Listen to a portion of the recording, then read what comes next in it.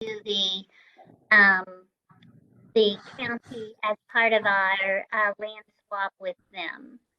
And so let me just give you some quick background, and then I'm going to introduce the team that I have here with me this evening. So you'll recall back in 2018, the City Council adopted the Envision Columbus Plan as part of its comprehensive plan. And in that document, it outlined several catalytic projects to keep our downtown vibrant and keep activity going down there. And one of those was a hotel conference center, and another was some multifamily and an urban grocer. Well, in the beginning of 2019, the Redevelopment Commission engaged Rob Hunden of Hunden Strategic Partners to assist us in putting together an RFQ to get a hotel conference center downtown, and they would get extra bonus points if they were able to bring a multifamily developer, urban grocer with them. And long story short, we had about 11 excellent respondents. We wrote it down to 4 that we invited to respond to an RFP, a request for proposal. From there, we interviewed 2 and ultimately selected Sprague Hotel Developers and Flaherty and Collins as our developer for a hotel conference center and an urban grocer. And then fast forward and March, where our community, along with other communities across the United States, were shut down as a result of the pandemic. And as a result of that, the hospitality industry has really been crippled. And so the Sprague Hotels have elected to just pause for a little bit until that hospitality industry picks back up, and then they will proceed with the hotel conference center downtown. However, Flaherty and Collins have shown interest that they are still willing and able to move forward with the multifamily component and the urban grocer piece. And so with us this evening, I have Rob Hunden. Rob, you want to wave for us? Thank you. I have Bruce Donaldson on the phone, who is our bond counsel. And I also have Dan Gamso, the Redevelopment Commission attorney. I have Darren Kentner with Flaherty and Collins. I have Derek Hannon, the president of the Redevelopment Commission. And then I also have Andrew Lanham, the Redevelopment Commission. And with that, I'm going to turn it over to them. I've told you what I would like the City Council to approve this evening, which is authorizing the mayor to proceed. But I want to have the team give you a little bit of background as why here and now we're doing this. So Rob, I'll let you go ahead and start. Thank you, Heather. Good evening, everyone. Glad to see everybody, and happy to chat about this deal. This has been a long time coming, but the city has not wasted any time, and the Redevelopment Commission has not wasted any time in moving through a very smart process that they're following it by the book. We teach about this, and they first did their homework. They did the feasibility study and the economic and fiscal impact study for a hotel and conference center. And then as part of the process to attract a hotel conference center developer, realized there was much more interest in downtown Columbus than we thought, to the point where we were able to add a second block with a mixed use development that included apartments, luxury apartments, and an urban grocer, so that we would have a 2-block truly mixed use development that would be very transformative for downtown Columbus. So throughout that process, as Heather mentioned, there were 11 bidding teams. We probably had 33 or more companies involved in those bidding teams. And so we had our pick of great teams from which to move forward. The best among them, based on the deliberations at that time, was Flaherty and Collins. And of course, then as we started to go through the approval process to just start working on a term sheet, that was basically the November, December prior to the pandemic hitting. And then as we were moving into the negotiations in depth for the term sheet with both Sprague on the hotel side and Flaherty and Collins on the multifamily side and grocery, that's when the pandemic really took hold. So instead of putting the entire project on hold, we moved forward with the project that could move forward, which was the Flaherty and Collins piece. And then, of course, because the hotel industry has been absolutely devastated, at least temporarily, by the pandemic, that was put on sort of a holding pattern, and we sort of decoupled them as a combined project so that we could start making real progress on the thing that could move forward. And in fact, there is still demand for this urban lifestyle experience. And so one of the things that we wanted to touch on today or this evening is the idea that people are scared or nervous or not wanting to live in downtown areas, or they would be somehow wanting to now be outside of downtown Columbus and go back to sort of the way things were in the 80s and 90s. And what we are finding is that's not the case. There's certainly been a demographic change and a housing boom in suburban areas as a result of the pandemic, and that can't be denied. However, Columbus sort of has the best of both worlds. It has a downtown that gives you the experiences that you want from an urban experience, but it doesn't come with all the pain and suffering of a true big city urban experience in terms of costs for parking tickets, for taxes and the rents and all those kinds of things. You can have a great urban experience and then also have a small town experience at the same time. And so that's actually what people are flocking to, is the ability to have that best of both worlds where they feel urbane in an urban area and yet can kind of get away from the hullabaloo of, where we office, which is downtown Chicago and had all kinds of problems and that kind of thing. So we really think, as people who do this across the country, and I'm a person that follows demographics quite closely, we believe that Columbus is in a very strong position to capitalize on this new movement of people to a simpler life, but at the same time, one that still comes with all the great amenities that they desire. And so that's exactly what Flaherty and Collins is proposing. And we as a group had the opportunity to go and tour some of their other developments, which are considered fairly high-end developments, both in downtown Indy, in Brownsburg, in Fishers. And so it's not a run-of-the-mill apartment complex by any stretch. And the real game changer, which is the hardest piece that we're super thrilled that they have been able to so far grab a cat by the tail, is this urban grocer piece. And that sort of makes the entire thing come together. It's the glue that makes people really feel like, hey, I can live, work, and play and visit downtown, and I don't have to go out to the suburbs or outside of downtown to go to the grocery store. So that piece of it is, even though it's not a massive grocery store, it's a perfect size for this kind of a situation. And so we're very excited about that piece of it. And so we have no fears. We're already seeing, and I think you will see across the country that as the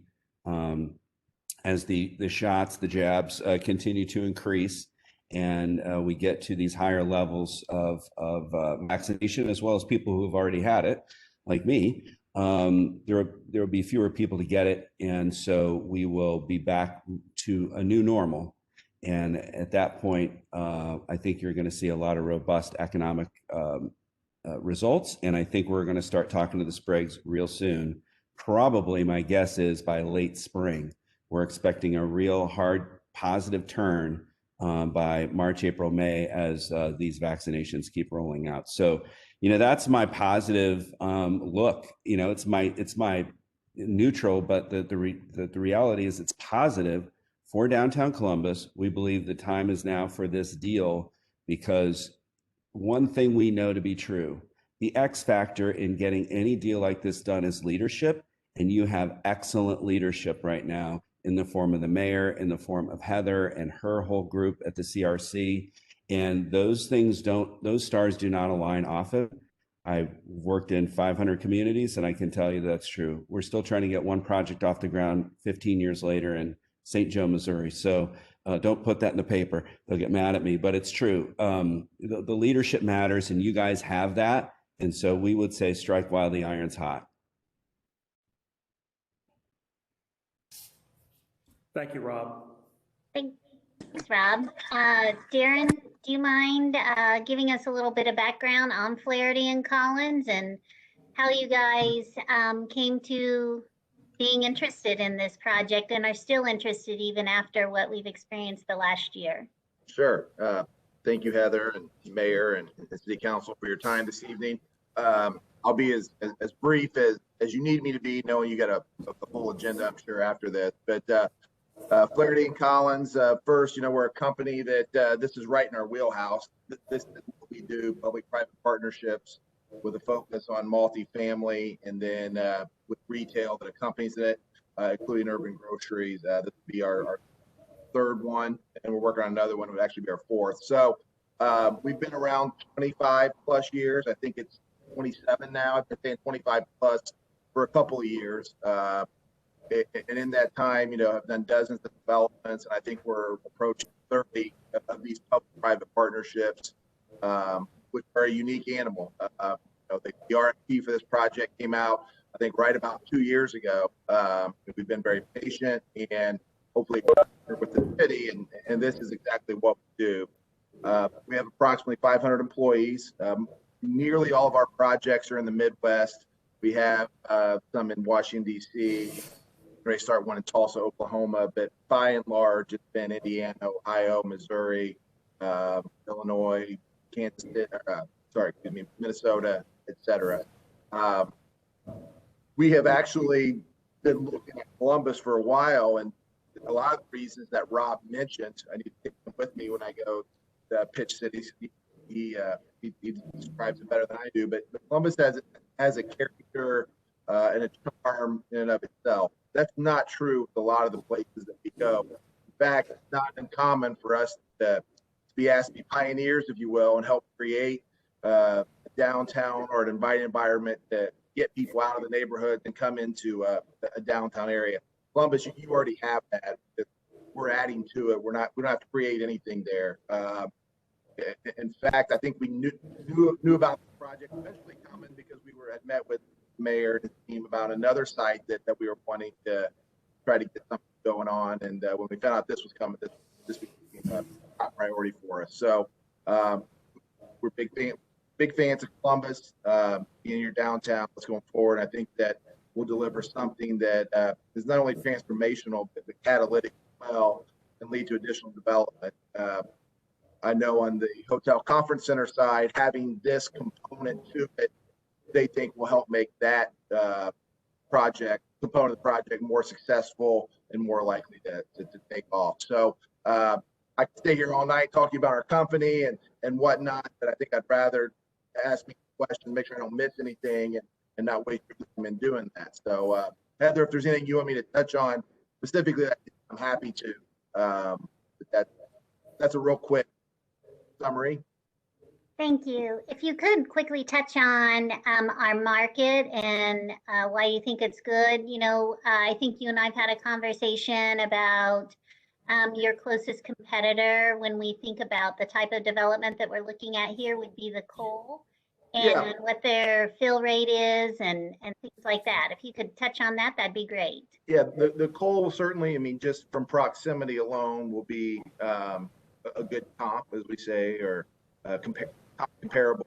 You also, there's a couple properties out off of 65 there that do as well or better. So I think there's more than just one. Those properties do extremely well. We've had noticed it for years. It's almost like, how are they doing as well as they do? Because most communities like that aren't seeing rents at that level and occupancies that high. And that has continued through the pandemic. I think it's still a pandemic, hopefully not much longer. I think all those properties are north of 90%. I checked CoStar, which is the kind of national software that tracks all that. And, this morning the Cole was over 90%. I think most of the other ones that are similar are over 90% as well. Even not in a pandemic, in February, which is generally a bad leasing time for apartments. It's cold. No one's out looking for apartments. Coming out of the holidays when people have bigger fish to fry than looking for apartment. That's pretty good in normal times. So in the pandemic, it's exceptional. So those properties have continued to, you know, I don't know if survive is the right word. I'm sure they could be doing better. We all could, versus with what we've dealt with the last 11 months. But they're doing pretty strong, all things considered. And with that, again, I have Andrew Lanham, my financial advisor, Bruce Donaldson, our bond counsel, because eventually we will be issuing some bonds to get this project started. However, tonight we're just looking for approval to execute the agreement. I have, like I said, Bruce on the line here, Sandy Amblue, our legal counsel, and Sarah Cannon, the president of the redevelopment commission. So I think at this point, if the commission has any, or the council has any questions for Darren or Rob or the rest of the team, we're here to help answer any questions that you might have. Hi. Hey Heather, this is Grace Kessler. Sorry. Hi, Grace. Go ahead. Elaine, Elaine your batter up. So, just a quick question. I was reading through the document. Can you remind me the target rental rate for units? I assume that's don't Heather? know that they, Darren, Yeah, I don't know that that's been set yet. I know your plan was to be around the same price as the coal.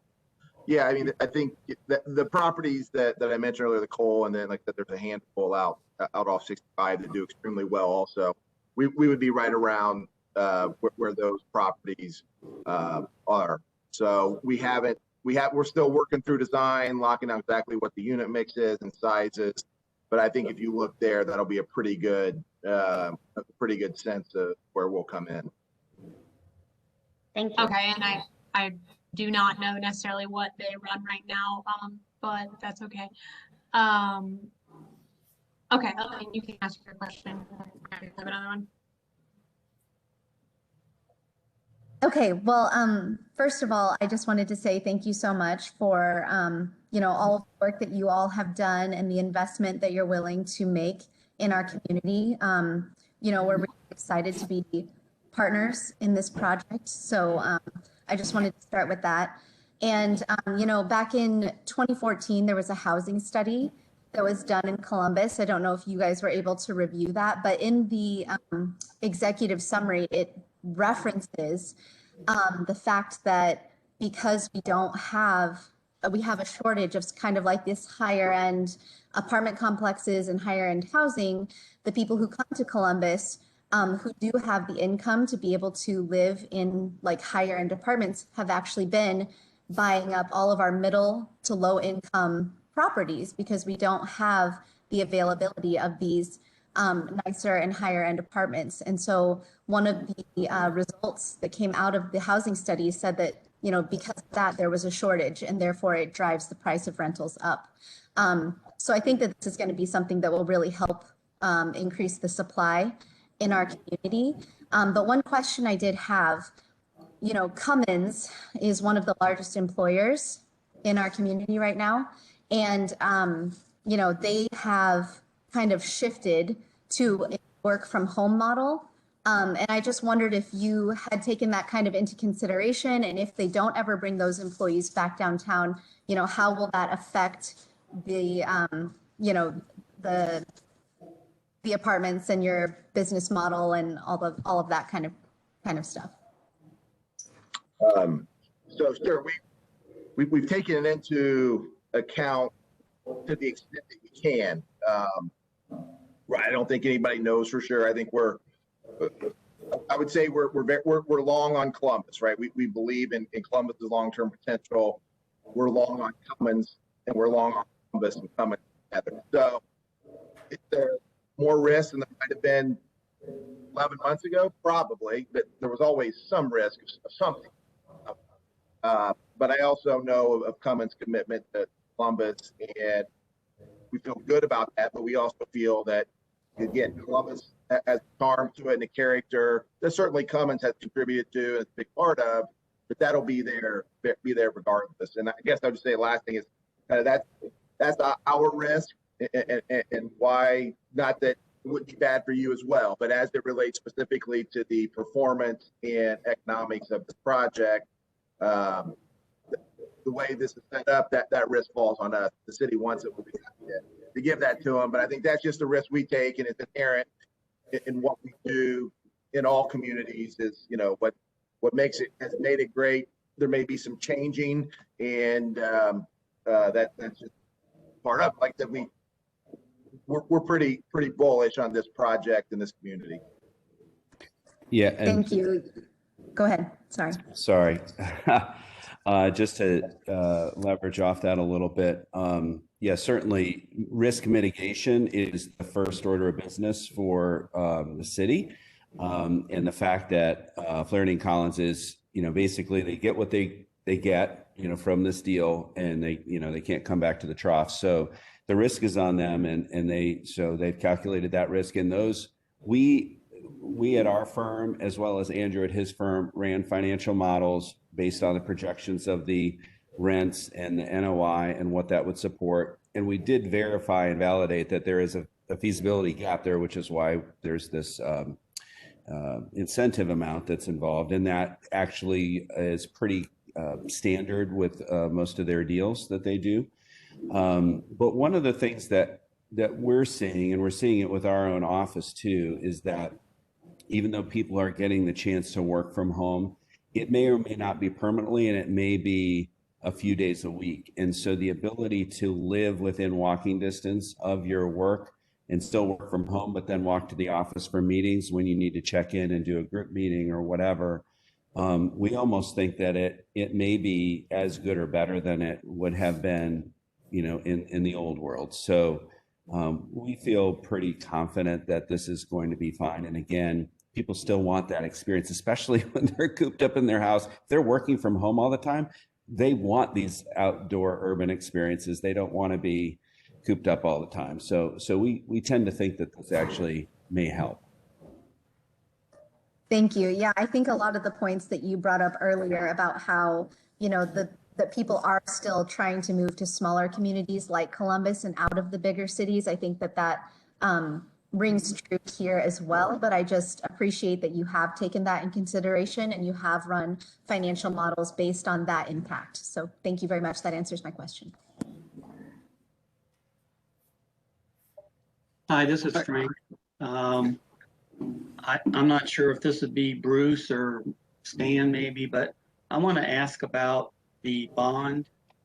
When I'm reading through the CRC resolution that they passed, paragraph 1C states the project will be 40 million, with CRC's contribution being land, cash, and bond to be valued at 11.8 million.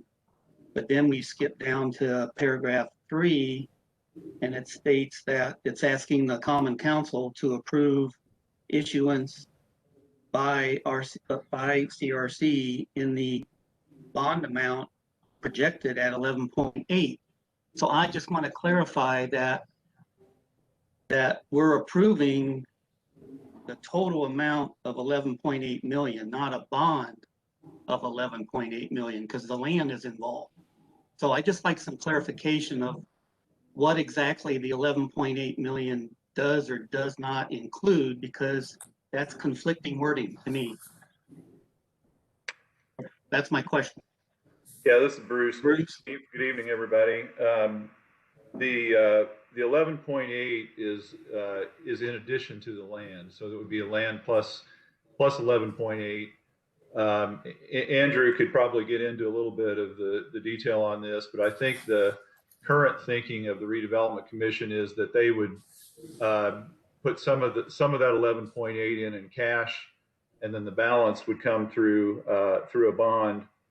And of course, one of the things I would point out in this project agreement is that this sets forth the general terms of the agreement, but there's a future actions clause at the end of it that says that anything that we do, including the issuance of the bonds, has to go through the normal public approval process. So all that will come back to council at some point. We don't have the authority to issue a bond without council approval, and this project agreement is not itself sufficient approval to do that.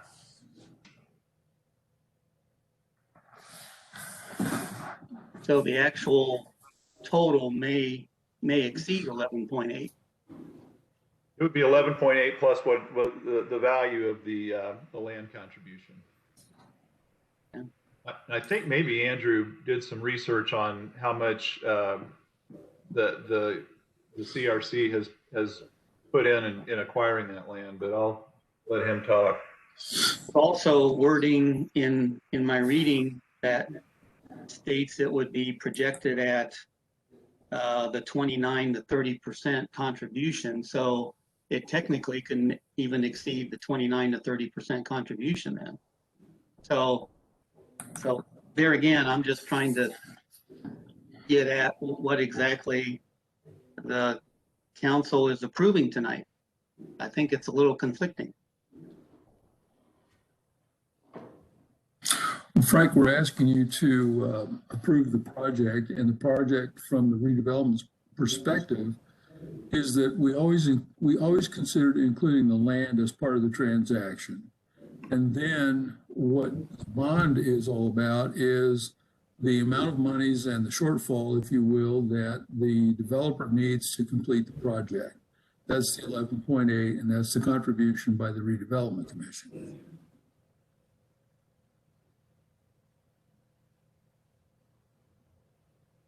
So what's being approved tonight is like Stan just stated, the agreement and the project. As Bruce stated, we'll come back to you with the exact bond amounts and figures at a future date. I also think it's important to understand that the bond will be paid for by the property taxes that the project will generate. So even though we look at it in terms of a contribution by the city, it really is a self-financing, or a good portion of it is expected to be a self-financing activity.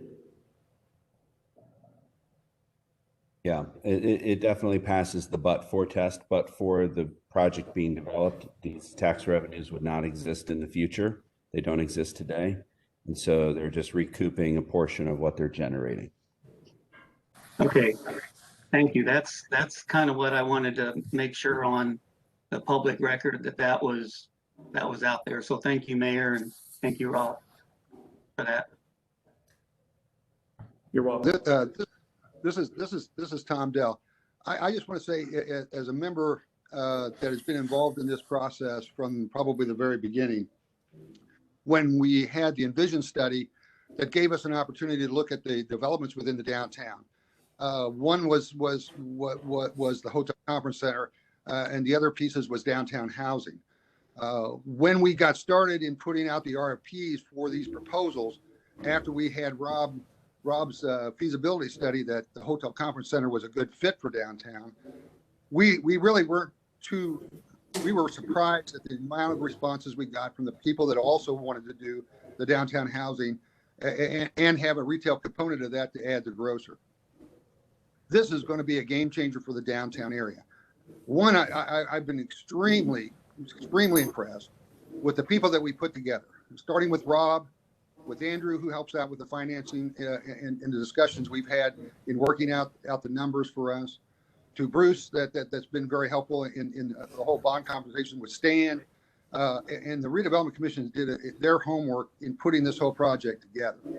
This is something that is a void in the marketplace. And then to come along with the Sprague's, with the Hotel Conference Center, and then Flattery and Collins, who is probably, I think it's one. They're just the real deal.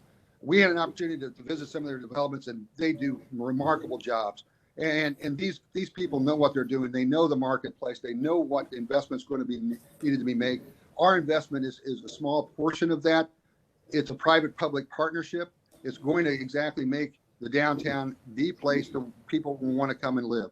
And I can't be more happy and more pleased. And Heather, you guys, you did a great job of orchestrating this whole thing. And with the mayor and everybody else, I felt so comfortable with the people that we put on play the people we got involved, the developers that were going to be involved. This is going to be something that we're all going to look, 5 years from now and say, man, what a great development. But I just wanted to say that I think this is a great thing for the city of Columbus. Thank you, Tom. Hello, can you hear me? This is Jerome Wood. I had a couple quick questions in regards to the. You guys spoke about the properties coming into 200 market rate apartments. Is that correct? Yes. Okay. So my question, I guess, would be to the developers on this project. What was kind of the and I used to work in the apartment industry. What was kind of the deciding factor on bringing this to Columbus? I heard you bring up the occupancy rates of the other similar properties here in Columbus. I wanted to kind of hear what was kind of the deciding factor for you guys for that kind of decision. Yeah, I would say it's at least two, maybe threefold. One is, we came to Columbus. I'm from the area, so I knew Columbus well, but you walk around there and I think it just screams like, yeah, this is a place people would want to be and want to live. First of all, that kind of more, I don't know, qualitative, if you will. And then quantitatively, you look and see that other properties are doing really well. Which kind of validates what you feel like when you're there, that it's a place people want to be, and if you build it, they don't have to come, they're already there. And then last year, I said, look, we do it all over the Midwest, and we've had firsthand experience about what people are looking for in today's world, what it takes for all people to keep people in the community, and based on our experiences, there was no reason to think this wouldn't be a successful project. So the reason I asked that, my wife is a manager, property manager here in the area as well, and she conducts market surveys monthly with a lot of these. Actually, she does them weekly, I believe, with the surrounding properties here in the area.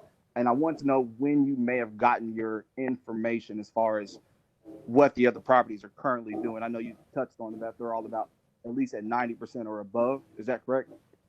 Yeah, I have it up right now, the CoStar report. So that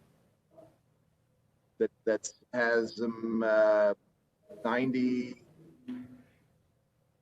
What? Sorry, I'm trying to find it now. 9.6 vacancies, so that math be 90.4 for the whole. CoStar is kind of the market leader in the software that tracks this. So. Okay. The reason my kind of fear and reservation with that is that I'm kind of familiar with some of the other properties as far as like the Riverstone, the Spruce Ridge, State Street apartments where I used to be employed. I know they're not doing very well as of currently. I know some are close to the 70s, low 80s. And my fear is that another property coming into Columbus, which I've heard great things about your company. I know you do awesome apartments. They're very well set up. I feel like it may take away from some of the existing properties that we currently have in Columbus that are already struggling to meet occupancy rates. And that's just kind of, like I said, that's my reservation when it comes to bringing more market rate apartments here to Columbus, where we have quite a few of them already. And I think that's a fair question. And again, I've not spoken firsthand with them or trying to say I know any more than you do. CoStar lists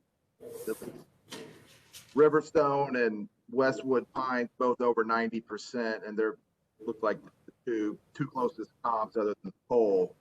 But I would also say we had the benefit. I mean, one, we're making. I mean, probably not fair to you guys, but you're making a decision in the middle of the pandemic. But that's also a good opportunity, because if you wait for the sun, then it's going to be, costs are going to be higher. The city's investment makes something like this would be even greater. And I would say we're 3 years from opening. right? So we're a year to, get all the approvals, get the project design, get, tight, permits and all that. And it takes about 2 years to get built. So I think we're all hoping the world is back to normal by then. And I also say by then the coal will be 10 years old, and we want to add a property like that in downtown in 10 plus years. That's something else to be thinking about. That's fair enough. I appreciate it. I appreciate your Thank you. transparency on that. Thanks, Jerome. Does anyone else have any questions for our team?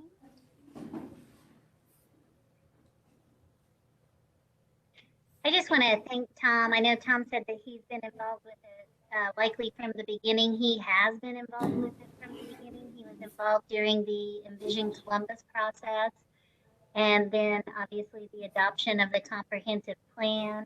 And not only has he been involved, he's been actively involved. He's been able to attend every meeting, give input. He's prepared, and so I appreciate having a council member be so involved in a project like this.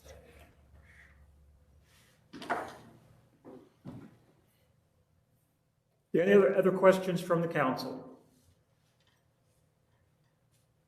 Council, how would you like to proceed? I make a motion to pass a resolution. Second.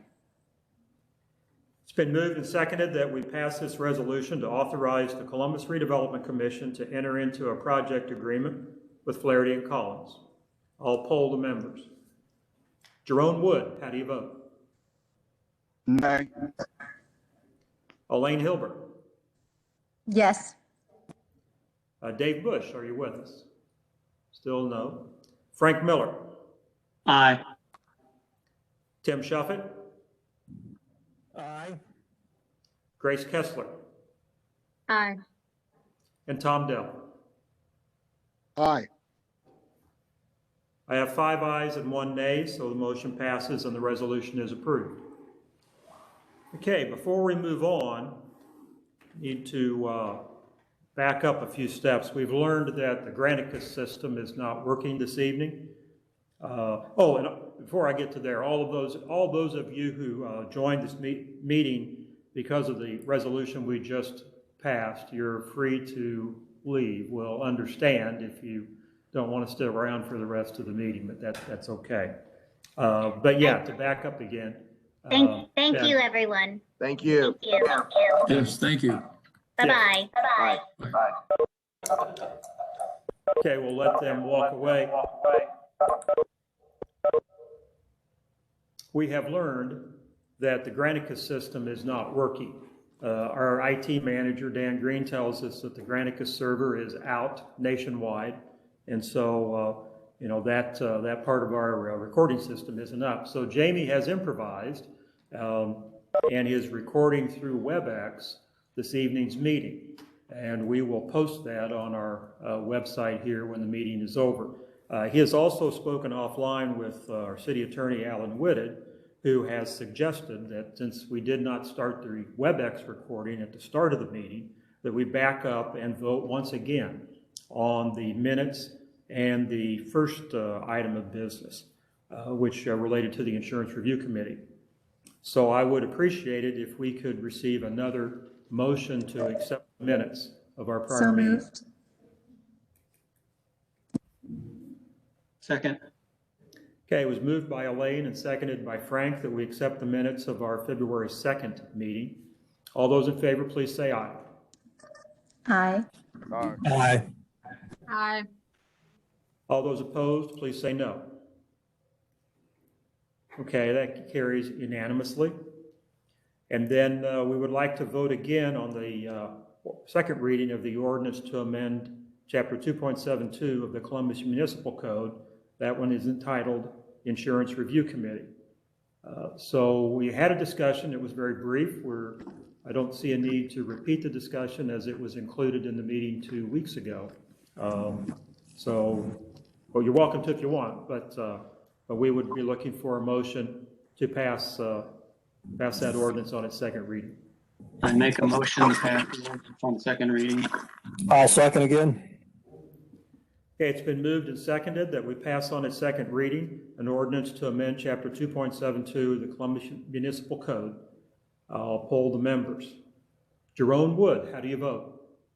Aye. Elaine Hilbert. Aye. Frank Miller. Aye. Tim Shufford. Aye. Grace Kessler. Aye. Tom Dell. Aye. Okay, I have 6 ayes, 0 nays. The motion passes and the ordinance is approved.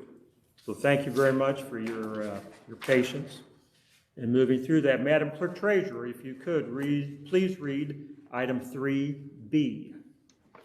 Reading of a resolution entitled Resolution Number 2021, a resolution authorizing the mayor of Columbus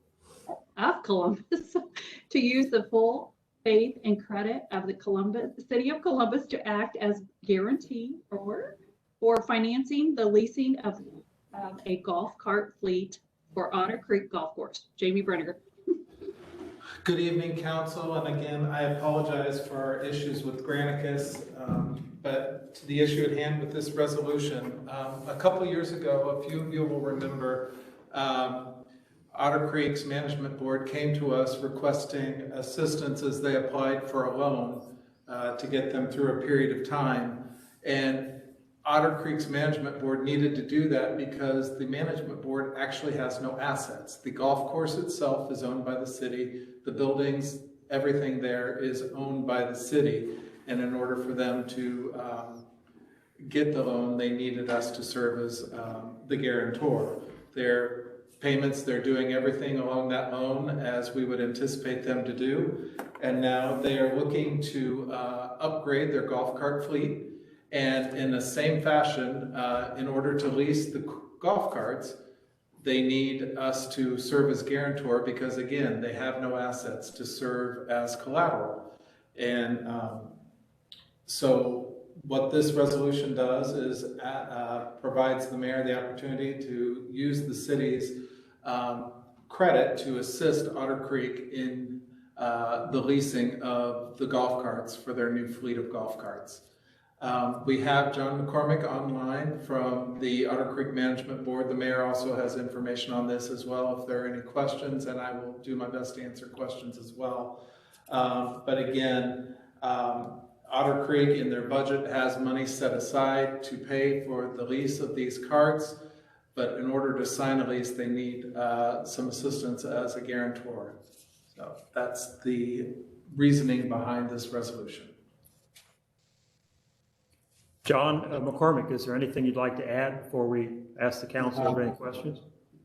A couple of things. When in the golf industry, you want to switch out carts when your existing carts are at their maximum value with the maximum life used. And our carts are at that point. And the strategy for switching them out, our monthly payment will be very close to what it has been historically. In addition to that, Otter Creek ended up the year with city funding in the green, not by much, but we made nearly $14,000 in 2020. All of our accounts payable are current, and as of December 30th, we had about $390,000 in the bank, so to speak. Since then, we've made the first full payment to the Heritage Fund and the first full payment to Cummins, which sucked out about $120,000 or $135,000 from our cash. But our cash position is good. Obviously, we don't have a stellar credit record from recent history, and legally, there's just no. Because of our structure, where the city owns Otter Creek, but we are simply a management corporation. None of the folks that handle leases are willing to let myself as president or Dave McKinney as secretary sign off unless we take personal responsibility, which probably is not the best idea from a city or a personal point of view. So that's kind of where we're at, and just looking for the ability to move forward with this. Any questions? John, this is Tom Dell. So basically, we're allowing you an opportunity to use our credit basically to secure a good lease, and then you're still planning on making the payments like you always have, which doesn't fall back on us. And since it's our asset that we're kind of reinvesting in, and all we're investing in is our good credit rating, I think this sounds like a good deal for everybody. Yeah, I appreciate that, Tom. I think there's not a big risk at all for the city, and it's something that's necessary from Otter Creek's perspective as well.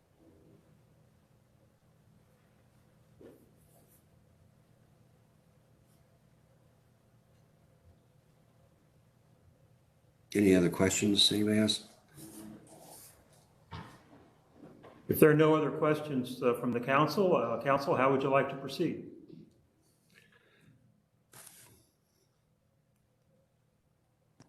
I'll make a motion to pass the resolution. I'll second.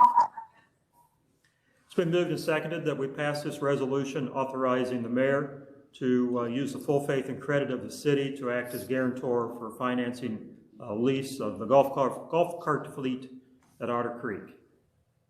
All polled members. A little bit different order. Tom Dell, how do you vote? Aye. Grace Kessler.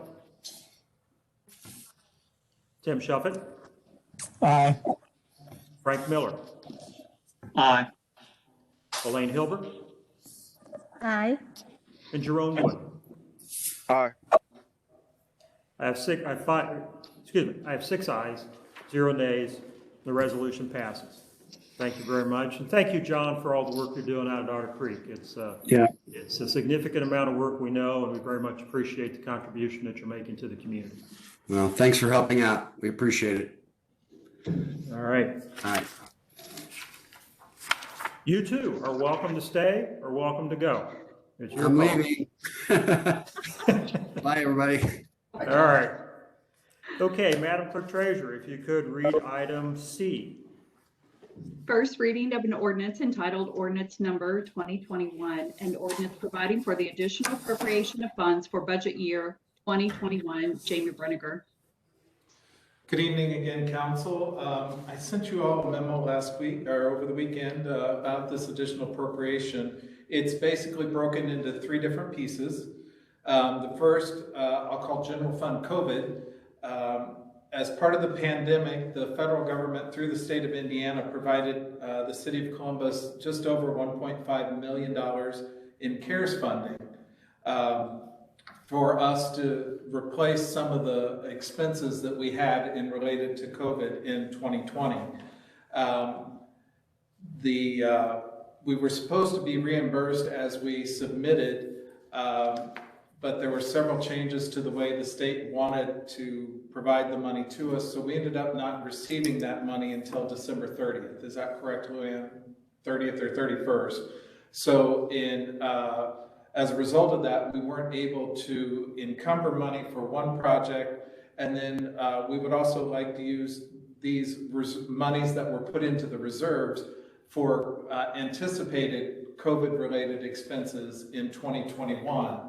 As an attachment to this ordinance, the one project that we would have encumbered the money for is work for the lower entrance to City Hall. We're going to make that a touchless entrance and have a double entrance, as it were, a double set of doors that will help with the heating and cooling of our building. But the initial part of that is touchless and ADA improvements to that. It will also we need to fix that entrance down there. Has had roof leak repairs since it was installed, and the new entrance will take care of that, and that's $165,000. The fire department is anticipating approximately $30,000 in PPE expenses, personal protective equipment expenses for 2021 as a result of COVID.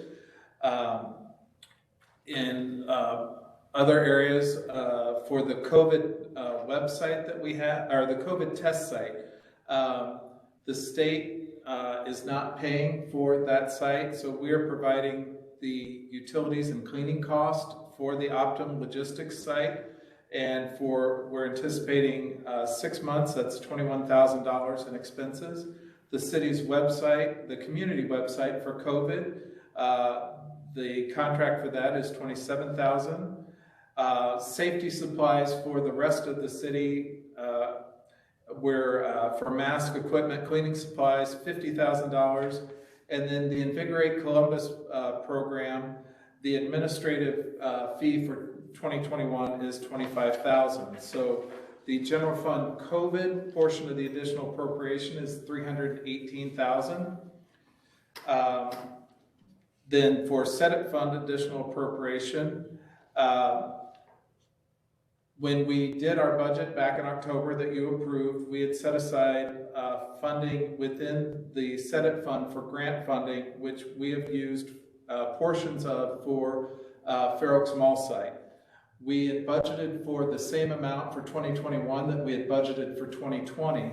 At that time, we weren't anticipating one of the large tenants leaving, but that has happened. The Cummins in the Old Goodies site, their contract ended on January 30th, and they chose not to renew that contract.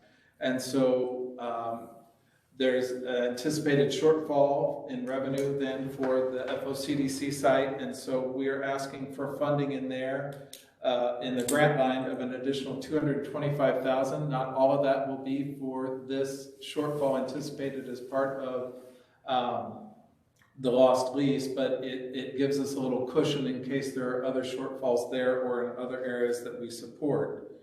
The third portion is general fund, I'll call capital, $1 million. Dave Hayward, I'm giving you a COVID high five. Last fall, late after the budget was approved, the state announced that City of Columbus was getting $1 million in matching funds for our Community Crossings grant application.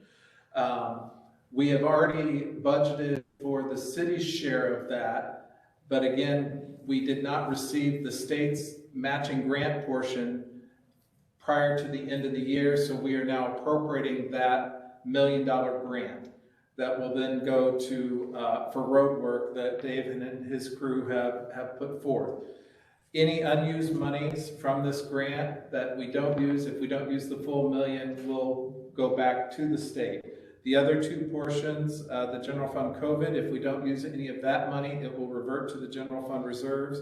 And in the Senate fund, any of those monies we don't use would revert back to the Senate. And I know I kind of went through that quickly, but I would be glad to answer any questions you might have on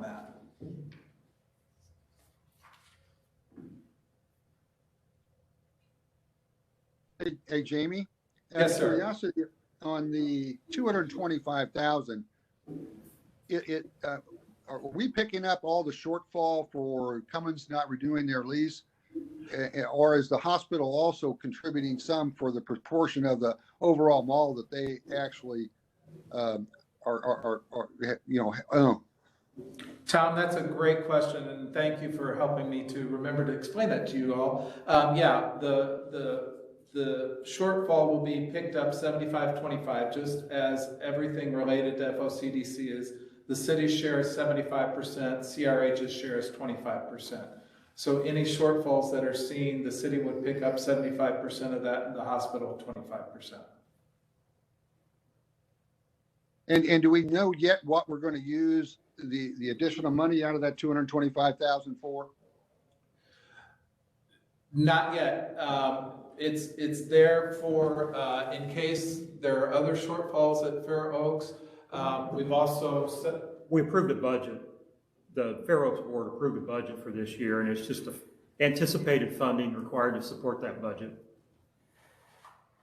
Hey, Tom, if I could weigh in, this is Mary. So that the amount would obviously just cover operational costs, as the mayor talked about. We budgeted, We have been actively seeking other tenants who might backfill, if not the largest space, other spaces. But with the pandemic, the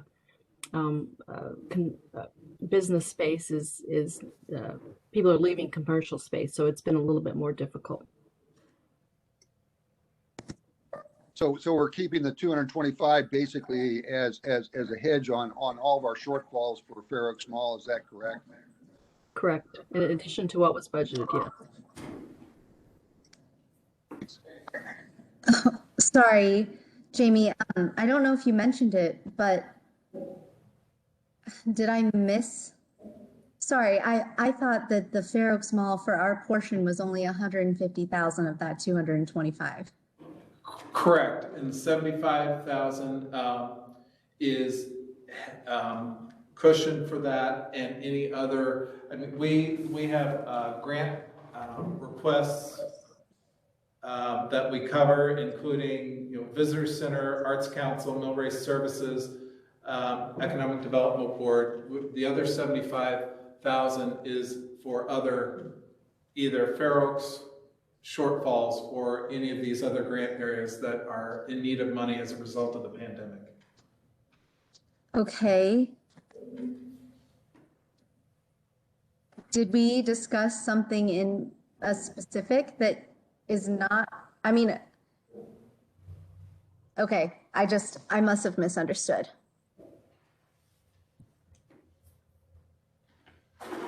When I was asking about it the other day, I thought the remainder was going to be used for golf. Possibly, that's one of the grant areas that could be affected. Right now, there is no need for golf for this money, as there's no need at the chamber or the Economic Development Board. It's in case there's a need as a result of the pandemic. Sorry. Okay. So the extra. One of the examples I discussed when I was texting with you. Okay. So it's just an extra 75K on top just in case of any shortfall. Correct. And if it's not used for a shortfall anywhere, it will just revert right back to the Senate fund. Okay. Thank you. Yep. Sorry if I was confusing. Amy, I have a clarity question, just trying to understand that chunk of funds again. And I know this is just an appropriation. When you say golf, do you mean Otter Creek or city parks or either? Either. As the mayor chooses to use his grant funding. Right. I mean, we really anticipate this being Otter. We think we've got Greenbelt funded for the year. So, we don't anticipate having to have any extra funding for it, but it could be used for either one. Okay, thanks. And another clarity question about the firefighter PPE. Will that be covered? My computer was cutting out a little bit, sorry. Will that be covered eventually by the CARES Act, or is this just in addition to what we might already be receiving? This will be in addition, because the CARES Act funding ended December 31st. We have not heard from the federal government if there's going to be additional CARES funding in 2021. But we know we will have these expenses. We know we're going to need more masks. We know cleaning supplies, gloves. And so we are funding this from the CARES funds that we received last year, but we will also be tracking it in case there are additional fundings made available by the federal government. Then we will submit those for reimbursement at that time. Okay, and I mean, yeah, I know I fully support, anything related to the safety of our first responders. So I just wanted to clarify that. Thank you.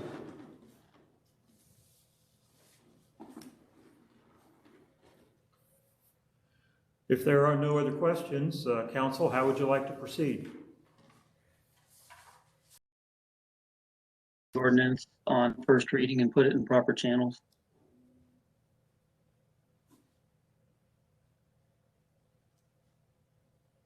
I'll second it. Okay, it's been moved and seconded that we pass on its first reading and place in proper channels this ordinance providing for the additional appropriation of funds for the budget year 2021. And I'll poll the members. Elaine Hilbert, how do you vote? Yes. Frank Miller? Aye. Tim Shuffett? Aye. Grace Kessler? Aye. Tom Dell? Aye. Jerome Wood? Aye.